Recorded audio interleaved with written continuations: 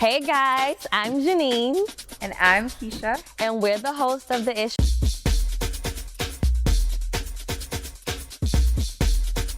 It's so interesting being on this side of the sofa. Normally I'm facing that way and I'm interviewing someone.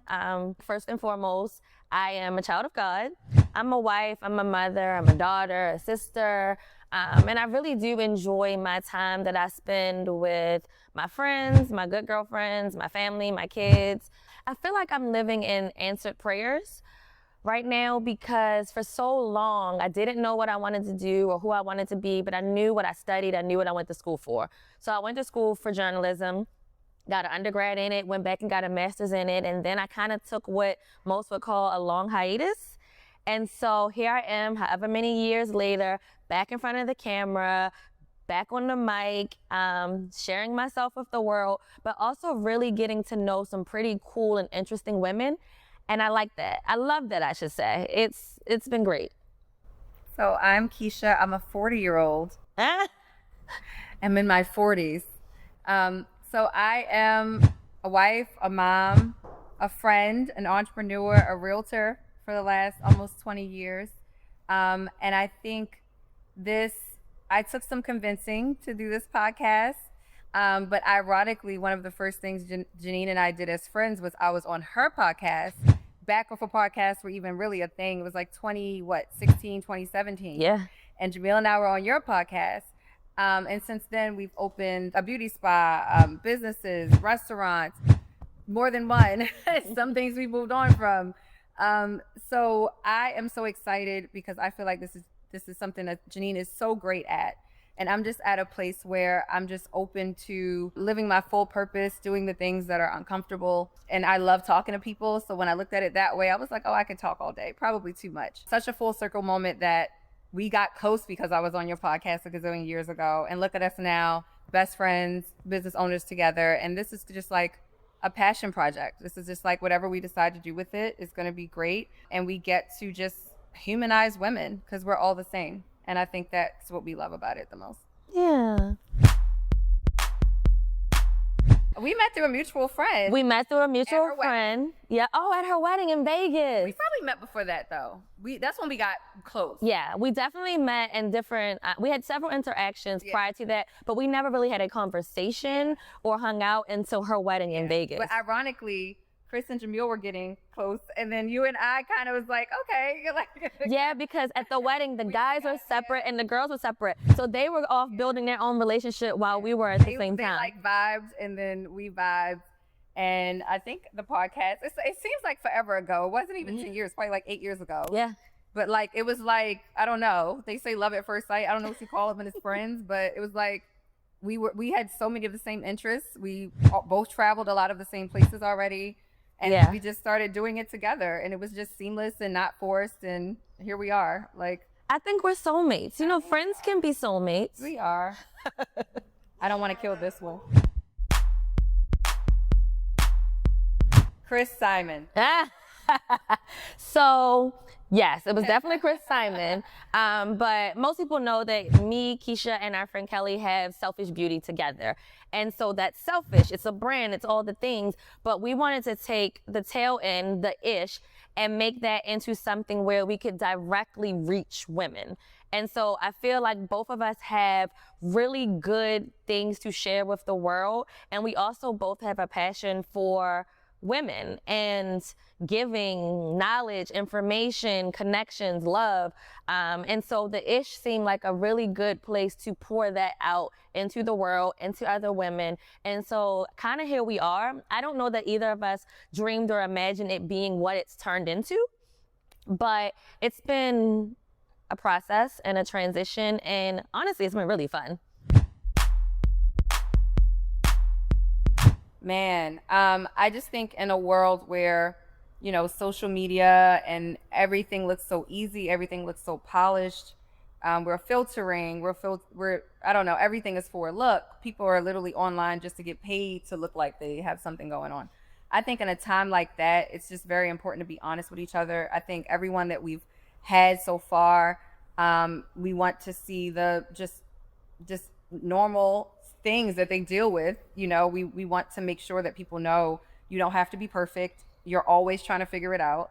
And I think we need to, I keep saying humanize, but we need to humanize people because the world is going the other way. So I think just sitting down women that are just at the top of their games in every category. I feel like we have every genre of woman in the world, from influencers to athletes to CEOs to actresses. So to see like we're all the same, I think is a reminder to all women that we have more commonalities than we think. And it's been really interesting seeing the intersections of women. Like some people that sit on this sofa, I think I couldn't be no closer to, like completely far from. And then we'll get to talking and I'm like, oh, me too. Yeah, me too. Yep. So it's really cool to see that as well. For sure. I think if more women are like me too with each other, then, you know, going against one another, it'll be a much better world.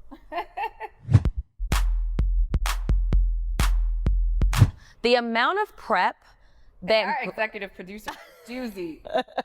Our executive producer is a doozy and works us hard. And the amount of prep and weekly meetings that go into preparing for each episode, for sure, it's definitely way more intense than I thought. I really thought that we could just sometimes show up and just girl talk on the sofa. Yeah. We talked about it all the time. Oh yeah, we're good. But no, like understanding who we're talking to and understanding what's important to them, researching other interviews that they've had. We don't look for what's been asked before. We look for what hasn't been asked before, like things that like the normal person, we might not even always understand fully what the person does for a living, but we want to ask questions from a perspective that's honest. And like most women are probably going to ask that question. For sure. Yeah.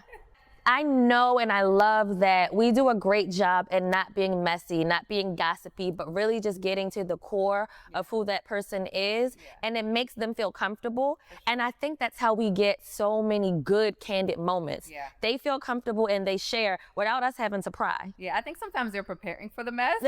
And then they're like, oh, wait, this isn't going to be messy. Oh, okay. And then you just kind of see them like relax and like, oh, this is like my girlfriend. Yeah, I would agree.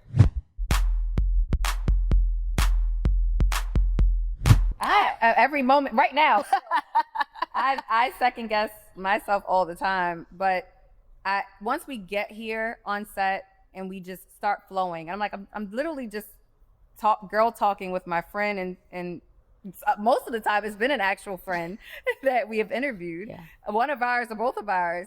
So far, for the most part. So I don't know. I get those jitters all the time. I think I always will, and I think I get jitters anytime that I evolve. So those jitters they scare me, but if I didn't ever have jitters, I would have stayed exactly where I was a long time ago. I think I always wanted to do it.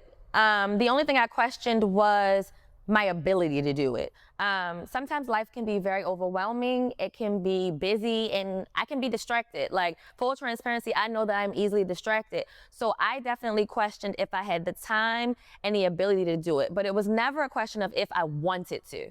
I always wanted to.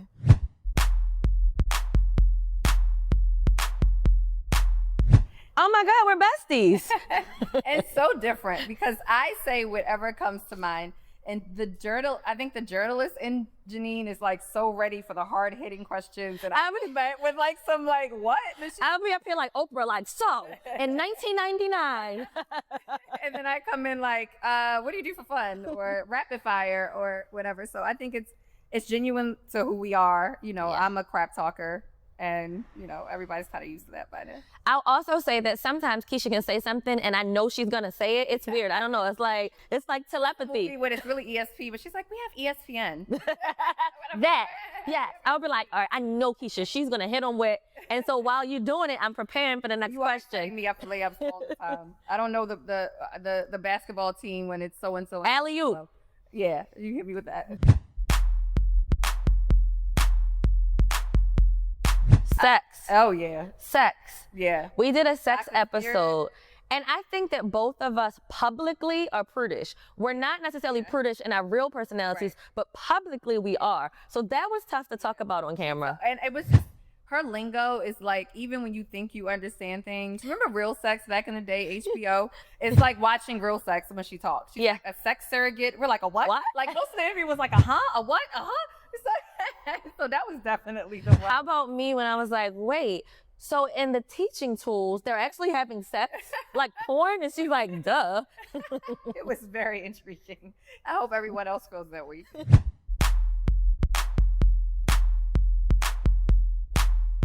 Oh gosh, so many. Oh my gosh, what happens is when we are first beginning the interview, there's always a few jitters from us and the guests.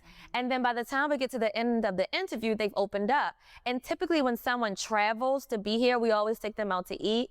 And then the dinner table is where we get the most candid, raw conversations. We said we have to do a dinner table thing. Like everyone opens up at the dinner table and it's just we just found out everything without asking. It's just, Latoya specifically. Yes. And, she's the homie, but, it was like, damn, like I wish we could have had some of this on. So we got to figure that out. But her and Alicia as well. As soon as the cameras go off, all the tea comes out. Yeah, everyone gets comfortable when the cameras go off.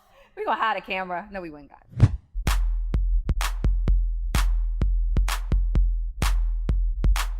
I'm going to say, it's cliche to say Beyonce, but I'll tell you why. She's gone in every genre, right? She can go to country. She could go to, I don't feel like we are looking for one type of person.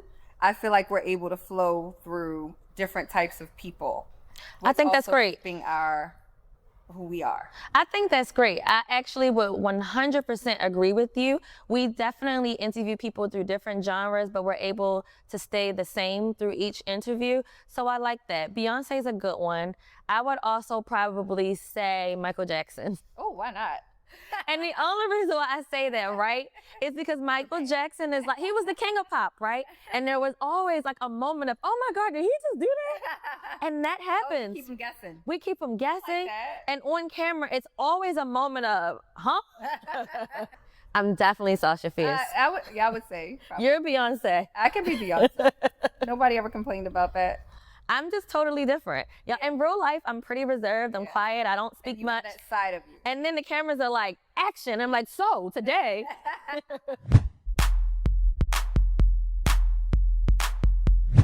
Beyonce. Number 1, 2. Oprah. Mariah Carey. Oh. And I'm going to go with Glorilla. Ooh. That's my Mount Rushmore. Okay. My Mount Rushmore to interview would definitely be Emma, because she has her own podcast, but she started so many brands, and I always think about getting into her brain. The real estate agent in me would say Barbara Corcoran, who is on Shark Tank, but she's known as this huge real estate agent, but she's done all of this funky stuff in her life, and now she posted on Instagram of like, craziest thing I ever did when I didn't have money, and she would like buy her whole team a watch, like crazy stuff. So I like how kooky she is, and I would love to hear some more of that. Michelle Obama, because Michelle Obama, like obviously.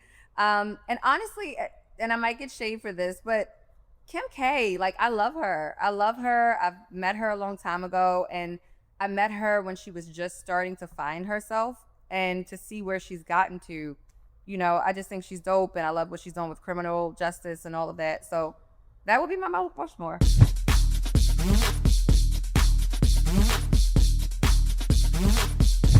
Wine. Ooh, I'm going to go with a good Cabernet from Napa. I'm with you on that. Camus, or I would do a Sancerre if it was white. Yes. I'm an early riser. Y'all know I'm in bed by 9. I'm both, which is a terrible combination. Sweatpants, for sure. Couples. I never want to go on a solo vacation. Yeah, me either. That sounds lonely. I like couples trips. I do too. I always end up missing Jamil. And I mean, you go on girl trips, and then when you go home at night, you're like, now what do I do? Now what do I do? Beach. I'm going with city. What city? London, Paris, all right. New York. Okay. Beach me later. Trap all day. All day. Instagram. I'm getting into I don't post, but I definitely go on there and steal everybody's ideas and educate myself.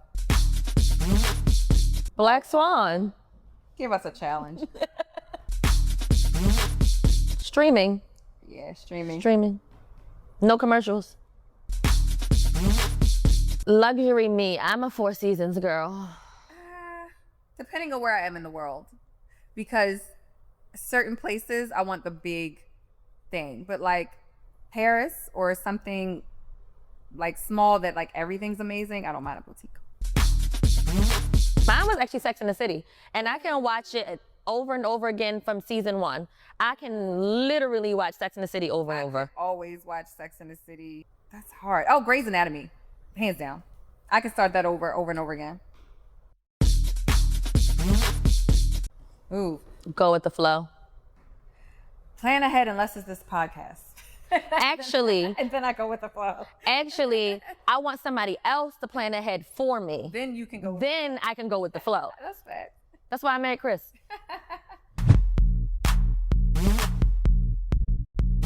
That you can be anybody you want to. That no matter who you are, where you come from, what your background is, socioeconomic status, I don't care, race, you can be anyone you want to be. And I think that the women on our sofa prove that every interview. For sure. I think that people will just not feel alone. I think it's very easy to isolate yourself and feel like you're the only one that grew up this way, did this, did that. We hope that people just feel a little less alone, a little more seen. Look out for the Ish podcast. We are so excited for you to see what we've been up to. We are launching on August 23rd. We're going to drop some episodes. We're going to have some more in the pocket. We'll see. But tune in and follow us for more updates. We've had some really amazing guests. I'm excited for the ones that are to come. If there's anyone you guys want to see, make sure you suggest them. Let us know who you want to hear from. If you want to be heard from, hit us up. We would love to interview you. And let's go eat. Yeah.